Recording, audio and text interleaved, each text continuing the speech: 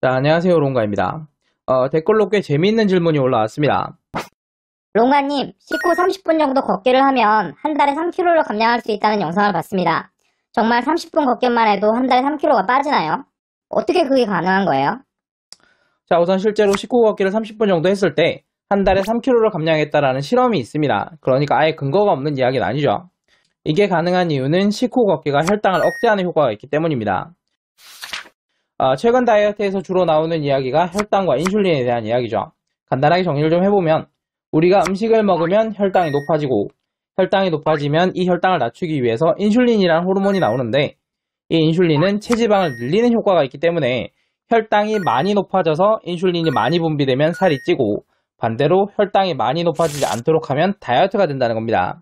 자, 여기서 음식을 먹으면 혈당이 높아지니까 음식을 먹지 않는 단식 시간을 가지자라고 하면 간헐적 단식이 되는 거고 탄수화물이 혈당을 가장 많이 높이니까 탄수화물을 제한하자라고 하면 저탄수 고지방 식단이 되는 겁니다.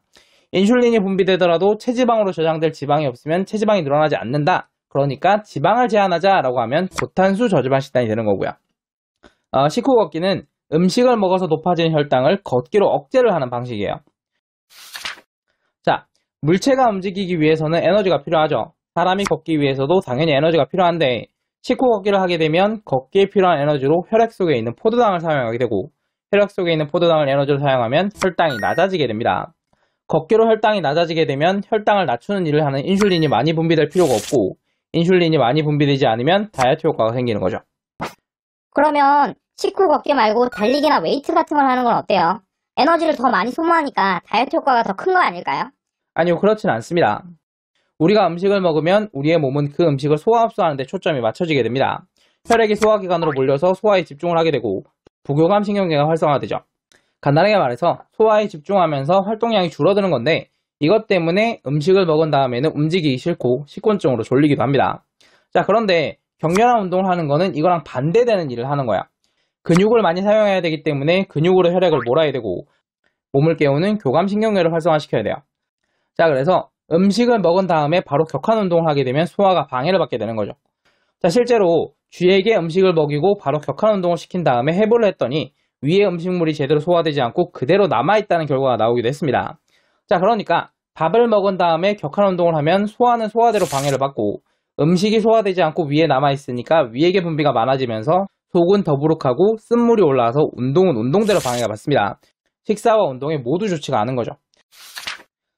제가 언제나 하는 이야기지만 어떤 정보를 극단적으로 해석하시는 게 가장 좋지가 않습니다. 음식을 많이 먹으면 살이 찐다고 해서 음식을 먹지 않고 굶는 게 가장 좋은 다이어트가 아닌 것처럼 식후 걷기를 하면 혈당 상승이 억제돼서 다이어트에 도움이 된다고 해서 식후에 격렬한 운동을 하는 게 다이어트에 더 좋은 건 아니라는 거야. 어디까지나 적절한 범위를 지키시는 게 좋습니다. 자, 실제로 똑같이 하루에 30분 걷기를 했지만 아침, 점심, 저녁 중에서 하나를 골라서 30분을 연속으로 걷기를 한 그룹과 아침 씻고 10분, 점심 씻고 10분, 저녁 씻고 10분 이렇게 10분씩 나눠서 걷기를 한 그룹을 비교했더니 10분씩 나눠서 걷기를 한 그룹의 혈당 상승이 더 많이 억제되는 결과가 나오기도 했어요.